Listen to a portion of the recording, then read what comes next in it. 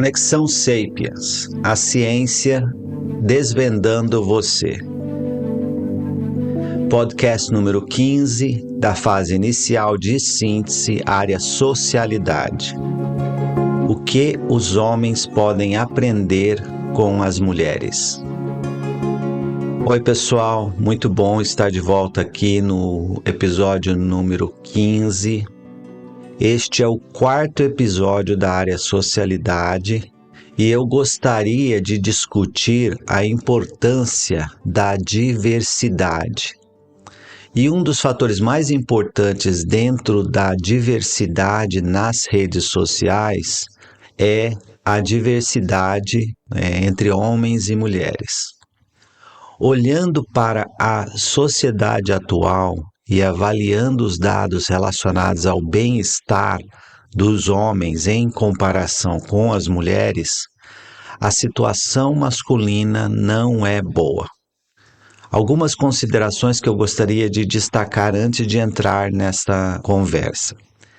Sempre que eu falo entre diferenças entre homens e mulheres, frequentemente percebo que a forma de pensar da pessoa busca uma certa comparação ou competição.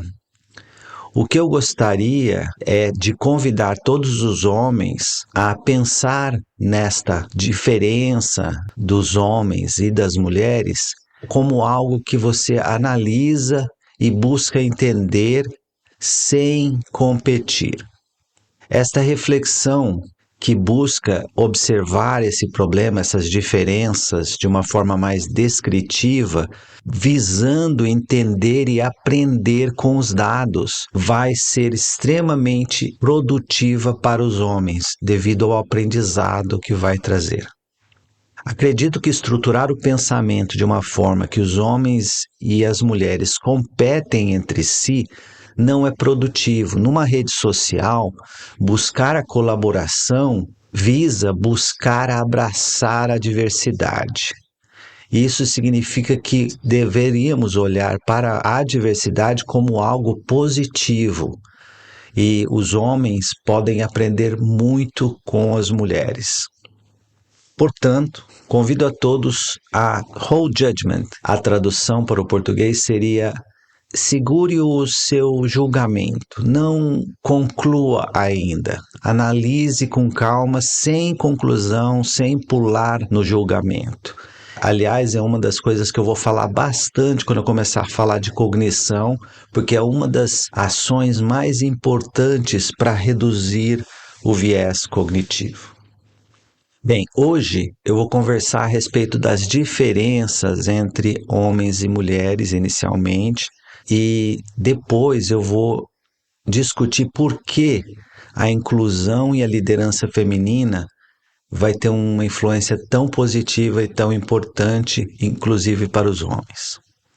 Observando os números em relação a suicídios, acidentes fatais, encarceramento, corrupção e dependência de drogas, os resultados, quando comparando homens com mulheres, colocam os homens numa situação pior. Em algumas situações, muito pior. Por exemplo, em suicídio, os homens cometem suicídio de uma forma efetiva, se matam 40% mais vezes, até 3, 4 vezes mais, dependendo do país que você está olhando, e a incidência é um pouco maior que as mulheres ou muito maior, às vezes 4 vezes maior que as mulheres. Isso demonstra como os homens estão enfrentando um problema social mais profundo que as mulheres, e isso é refletido consistentemente nos números relacionados a suicídio. Quando a gente observa acidentes fatais, os homens em geral também têm 2 a 3 vezes mais acidentes fatais de carro do que as mulheres, demonstrando um julgamento na análise de risco e um processo de decisão, ou talvez até uma impulsividade muito maior dos homens quando comparado com as mulheres. Quando você olha os números de encarceramento, e aí sim a diferença é brutal. E frequentemente existem de 15 a 20 homens para cada mulher que é encarcerada. Então, para cada mulher na cadeia, existem provavelmente entre 10 e 20 homens, dependendo do país que você olha esses números. Corrupção também, os números demonstram uma maior incidência de corrupção entre os homens, e dependência de drogas e alcoolismo também é muito mais frequente entre os homens. E eu não estou falando de gangue, que também é muito mais frequente entre os homens, e de participação em atividades extremistas, por exemplo, adolescentes que vão e se voluntariam a participar em grupos terroristas como o ISIS, né? Ou formam partidos neonazistas e extremistas também. Então, os números no que tange ao desespero humano e a demonstração de que a situação masculina não é boa, consistentemente demonstram que as mulheres estão tomando decisões melhores, avaliando riscos de uma forma melhor, se envolvendo menos em violência, em corrupção, em vício, e isso demonstra provavelmente uma qualidade da socialidade feminina muito melhor e um processo decisório na cognição feminina muito mais saudável. A observação de que os homens geralmente apresentam resultados piores do que as mulheres é causado por vários fatores. E eu vou falar de alguns desses fatores, e eu não vou entrar em dados específicos de cada um, mas eu vou dar uma pincelada nos fatores mais importantes.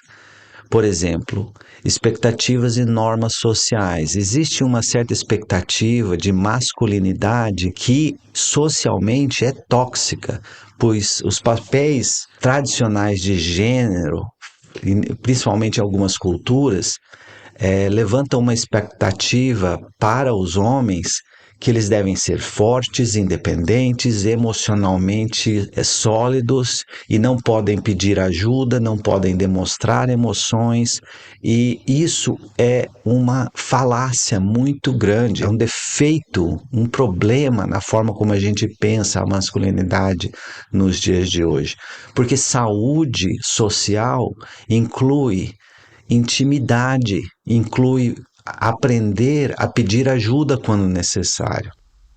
Saúde na socialidade inclui saber e confiar o suficiente para se mostrar vulnerável. E então, esse tipo de masculinidade tóxica pode estar contribuindo para o aumento do problema de saúde mental, depressão, ansiedade e suicídio. Os homens podem se beneficiar muito caso eles aprendam o valor de pedir ajuda, de construir intimidade e de demonstrar vulnerabilidade nos momentos certos. Outro ponto importante em relação à masculinidade tóxica é esse comportamento de alto risco, com expectativas sociais competitivas, principalmente entre homens jovens, que se comporta de uma forma arriscada e agressiva, o que aumenta o risco de acidentes e dependência. Este é outro ponto importante, e um ponto que eu sempre conversei bastante com o meu filho. Homens jovens avaliam o risco de uma forma enviesada e consistentemente subestimam o risco. Outros fatores importantes no problema que os homens enfrentam hoje está relacionado ao estresse financeiro que muitos homens enfrentam, principalmente por causa da pressão que muitas culturas exercem nos homens para que eles sejam os responsáveis pela família e por prover para a família.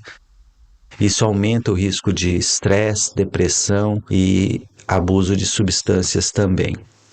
Um ponto que eu acredito que a sociedade deveria conversar são os riscos ocupacionais. Frequentemente, homens, especialmente jovens, sem educação universitária, podem estar expostos a riscos em ocupações fisicamente exigentes ou perigosas, e estão expostos a mais acidentes de trabalho e fisicamente mais pesadas, né? Por exemplo, trabalhar em construção, e trabalhar como, por exemplo, soldados que vão numa guerra. Então, fatores relacionados à profissão masculina que expõem esses homens a um maior estresse físico e um maior risco profissional também contribuem para o que a gente está observando. Eu acho que a sociedade deveria sentar e conversar a respeito disso e avaliar como a gente pode mitigar esse problema.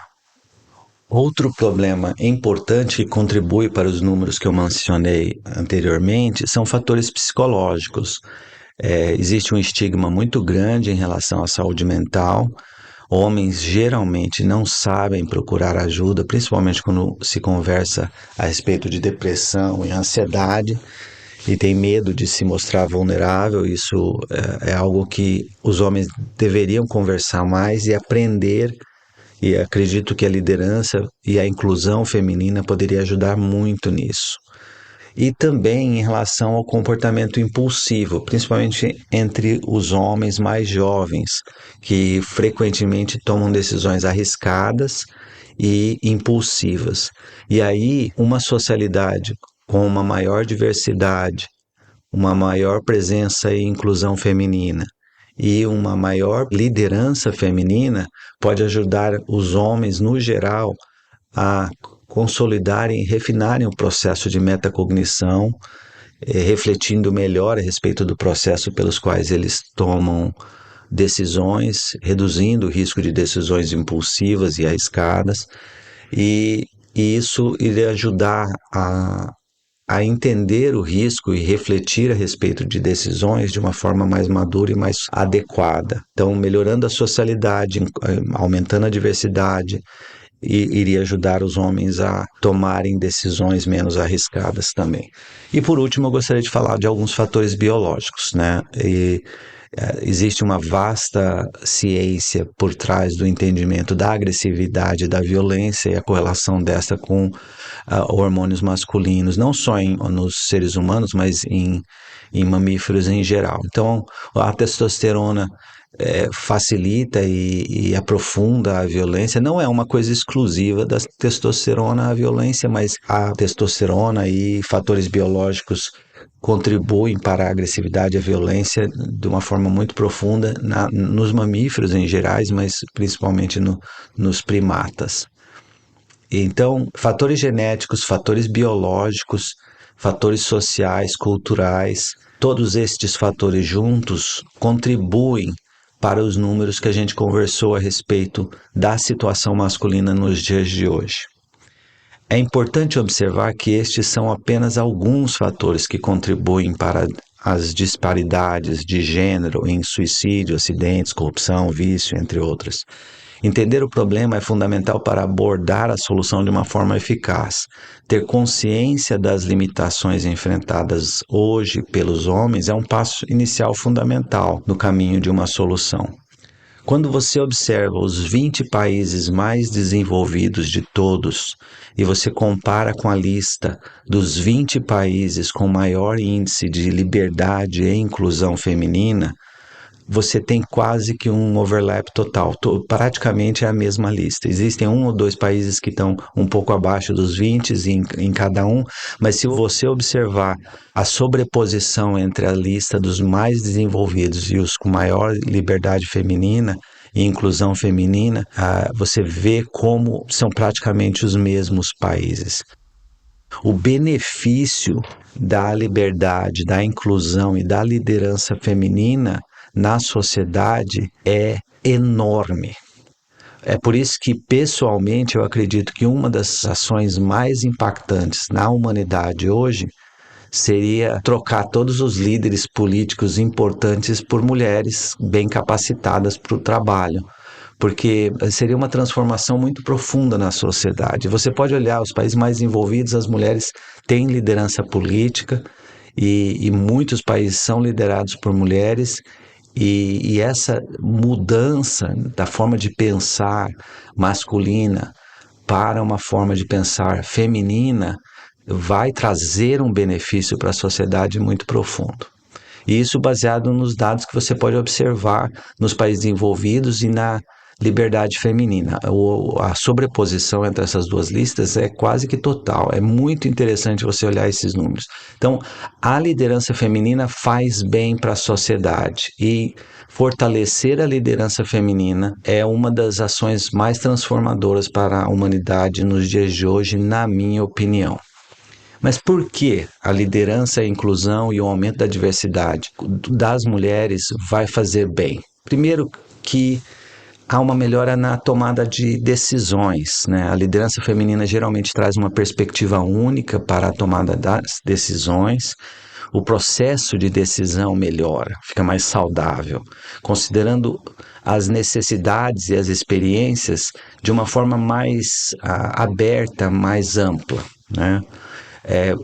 Ela traz empatia e compreensão e avalia riscos de forma diferente. Então, as mulheres melhoram a qualidade das decisões, tanto do ponto de vista social, econômico e político. Aprimora a colaboração. A colaboração e o trabalho em equipe melhora quando o número de mulheres no time aumenta. E isso é uma coisa que eu observei, comentei e discuti bastante no meu trabalho, sempre equilibrando o número de mulheres e ativamente recrutando mulheres para trabalhar no time. E isso você observa, um time que tem uma proporção de 50% ou mais de mulheres é um time que é mais produtivo. Isso, de acordo com os dados de pesquisa, eu acredito que isso demonstra o valor que a mulher traz para a colaboração, para a construção de relacionamentos e também ajuda na resolução de conflitos. Diminui um pouco aquela competitividade testosterônica e abre mais para o diálogo e para a colaboração. Além disso, um aumento do número de mulheres e o fortalecimento da liderança feminina ajuda a uma maior justiça social e igualdade. A mulher vai prestar mais atenção em relação a grupos marginalizados e promover mais justiça social. Então, os dados são muito sólidos em relação ao impacto na corrupção. Corrupção é algo muito mais intenso quando a liberdade feminina é menor. E isso pode observar em vários países, você vê isso de uma forma bem consistente. E até pelo número de pessoas encarceradas também. Além disso, vai melhorar a qualidade de vida, vai trazer mais cuidado, compaixão, equilíbrio na vida profissional e na vida pessoal. Eu acredito que as mulheres podem ensinar muito aos homens. Aquela competição, aquela competitividade mais agressiva, pode aprender muito com aquele equilíbrio entre vida pessoal e vida profissional, que as mulheres, no meu conceito, na minha percepção, sabem lidar muito melhor. Eu não estou falando de algo que eu achei pesquisas a respeito. Eu não achei dados especificamente a respeito desse ponto.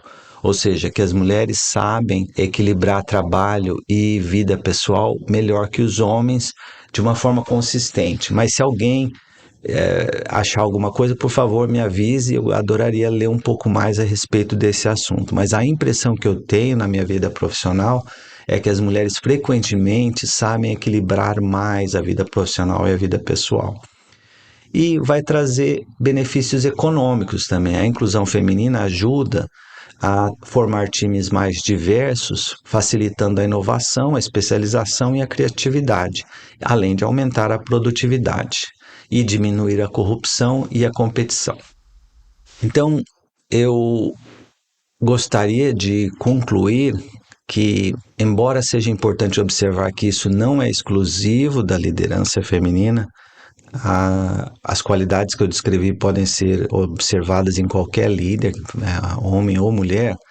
As qualidades associadas à liderança feminina trazem um benefício significativo para a sociedade. E aprender a liderar como uma mulher vai ajudar muito a melhorar a qualidade da liderança.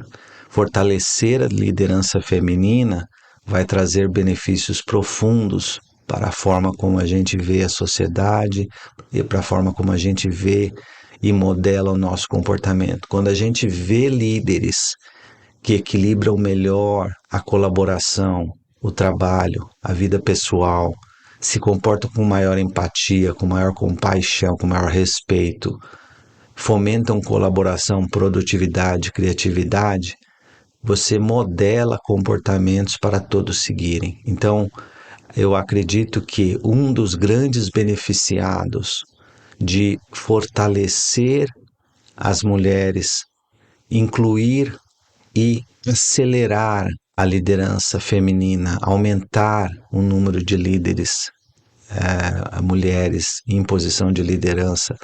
Eu acredito que o grande beneficiado de uma mudança como esta seriam os homens. Os homens têm muito a aprender com as mulheres.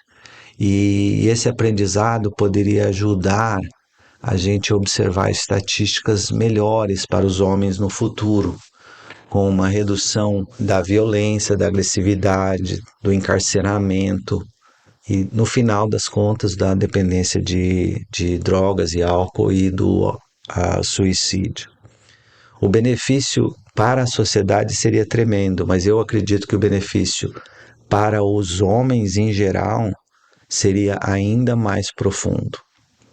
Portanto, por favor, vamos considerar como, onde e quando todos nós dentro da sociedade podemos tomar ações e atitudes que aumentem a inclusão e fortaleçam a liderança feminina como um todo. Por favor, me enviem sugestões, críticas construtivas e perguntas. Para concluir, caso você ache que este é um assunto que vale a pena, me siga no Instagram, @CaudeConexãoSapiens, e por favor espalhe essa notícia. Tem um novo podcast, Conexão Sapiens, a ciência desvendando você. Um grande abraço do Caude. Meu nome é Caude Abdala, eu sou médico e tenho experiência atendendo pacientes de mais de uma década, trabalhando principalmente no Hospital Sírio-Libanês e no Hospital das Clínicas da Faculdade de Medicina da Universidade de São Paulo. Faz 24 anos que eu faço pesquisa e desenvolvimento de novos tratamentos para o câncer, com inúmeras publicações científicas. 17 anos atrás, eu mudei para os Estados Unidos e, na minha carreira da indústria farmacêutica, trabalhei em várias grandes indústrias, como a Merck, a Sanofi, a AstraZeneca, e a minha carreira me trouxe a diversas posições, culminando com a posição de chefe mundial da oncologia médica, liderando centenas de ensaios clínicos e um orçamento anual de 1,2 bilhões de reais. Como executivo da indústria farmacêutica, fui pioneiro no desenvolvimento da imunoterapia em câncer, membro do time que desenvolveu e lançou o primeiro medicamento de imunoterapia que demonstrou aumento da sobrevida. Eu estive envolvido no desenvolvimento e lançamento de 7 novos medicamentos oncológicos, que hoje são utilizados em mais de uma dúzia de tumores e em várias dezenas de indicações diferentes. A imunoterapia para o câncer foi uma das causas que, pela primeira vez na história, houve uma redução da mortalidade do câncer nos últimos anos aqui nos Estados Unidos.